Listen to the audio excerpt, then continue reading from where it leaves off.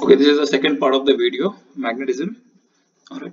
So we were discussing the magnetic field lines. Okay. So all the properties of the magnet that we have gone through, we can explain using magnetic field lines. Okay. So there is an imaginary line which we cannot see with our naked eyes. Okay. Which passes through a magnet. Okay. So it goes in a loop. All right. So from a north, it emerges out and it meets in a southern pole. All right. Now, if you want to visualize it, what we can do is, if you keep a magnet, okay, and you sprinkle some iron filings around it, in that case, you'll see that there is a certain pattern that has been formed over here. If you see over here, there are certain patterns that have been formed. Okay, it is similar to the magnetic field lines. You see something is emerging out. You can get this even a clear view if you keep a plastic or any other transparent material, say a plastic sheet kind of a thing, and on that you sprinkle and you then tap it. In that case, you will visualize it even more clearly. Okay, but even here you can see that there are certain lines kind of a thing that have been emerging from here. So there is something, okay, that is similar to this. Okay, so this is your bar magnet, and around it you have this magnetic field lines. Notice all the lines are coming out from the north pole, okay, and they are getting merged in the south pole. All right. All right. Now, what we'll do is, based on this magnetic field lines, we'll try to explain the reason for all the magnetic properties. Okay. So, first property: like poles, they repel; unlike poles, they attract. So, why it happens? The second property is poles exist in pair. Third property, when suspended, it points towards south and north direction. And the fourth one is magnet attracts small pieces of iron. So we'll discuss all the four. Okay, let's start with the first one. Okay, like poles repel and unlike poles attract. So what happens when you bring two magnets close to one another? So there are magnetic field lines. Okay, so if north pole and the south pole are facing each other, the lines are getting emitted outwards. If you see, the lines are going out, the arrow is pointing outwards. Okay, whereas in south pole, it is coming into the south pole. Okay, it's towards the south pole. Now when you bring south pole and a north and a south pole close to one another, so the lines are emitted out from the south, and it has been received by the, I'm sorry, it's been emitted by the north pole and it's been received by the south pole. So they align each other, hence they attract one another. Okay, they attract each other. Okay, in case of like poles, for example, north pole and a north pole, or you can take south pole and a south pole, in that case what happens, the line, they do not get aligned. So over here the lines are getting out, they are even emitted out. Okay, and over here also it has been emitted out. So in that case what happens, it repels. So with using the lines of force, we can explain that why it attracts and why it repels. Okay, so hence, like poles, they attract because they align the lines of force and they attract each other. Whereas,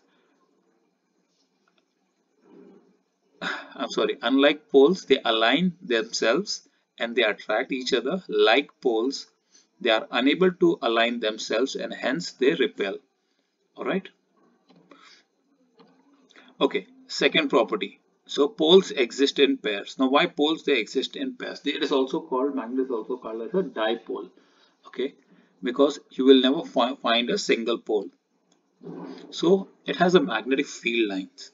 Now what happens is, this magnetic field lines, if you break it for that matter, the lines are getting emitted out. They have to meet somewhere. Okay, so earlier it was going over here, but since you have broken it, in that case it will come and it will form a south pole over here.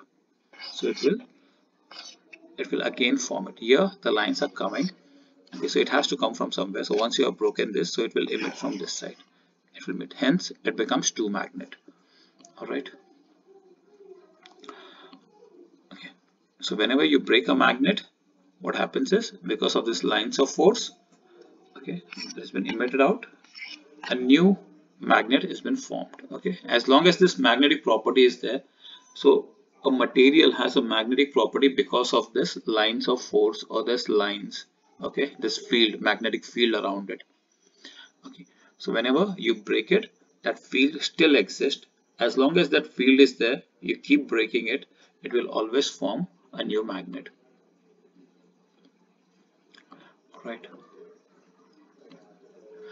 Third one, when suspended, a magnet always rests in the north-south direction. Okay, so whenever you suspend a magnet, it always rests towards the north and south direction. The reason being that the earth itself has a magnetic field. Okay, so earth has a magnetic field around it. Okay, so there is a huge magnetic field around the earth, so you can assume that there is a bar magnet inside the earth. Now the thing is that inside the earth, the bar magnet that we are assuming, it has a south pole towards the north pole, what we say as a geographical north pole. So over there is the south pole of that magnet, or you can say that lines of force that are coming out from the earth, okay, they have been emitted from the southern side. Okay, now whatever, from wherever it has been emitted, that is called as the north pole. Hence the north pole of the magnet inside the earth is at the southern side, whereas the south pole is towards the northern side. Now what happens when you suspend a magnet? When you suspend a magnet, it's try to align itself. So unlike poles attract each other, so the north seeking pole of the magnet will get align itself towards the south pole of the earth. Okay, hence it will always point towards the geographical north, so what we call as a north. Okay, a magnet, what we are suspending, will always point towards it. Okay, so over here there is an example. So this is our geographical north pole. Okay,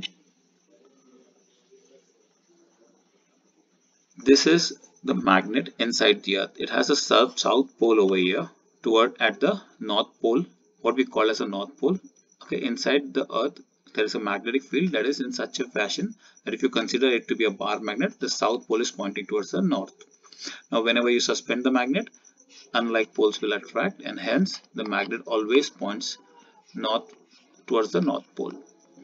Okay, I hope I was clear. The last one, a magnet attracts small pieces of iron. All right, so it attracts small pieces of iron. So you see the maximum attraction is at the tip. Okay, so if you see over here, there is a maximum attraction. And why it is so? Because the maximum field lines are coming out over here. So field lines are all emerging from here. By the time they come over here, there are hardly any field lines. Okay, so like this it goes, right? So the attractive force over here is very weak. It is very strong at the poles. Okay, so that is the point. So magnet attracts maximum pieces of iron, but the thing is that it attracts maximum pieces at the poles. All right, and this also can be explained by magnetic field lines. So if you see in this, the maximum thing are being attracted over here. Here there are hardly any. All right, because of the magnetic field lines, because magnetic field lines are all emitted or received from the poles of the magnet. All right, that's it. Thank you so much.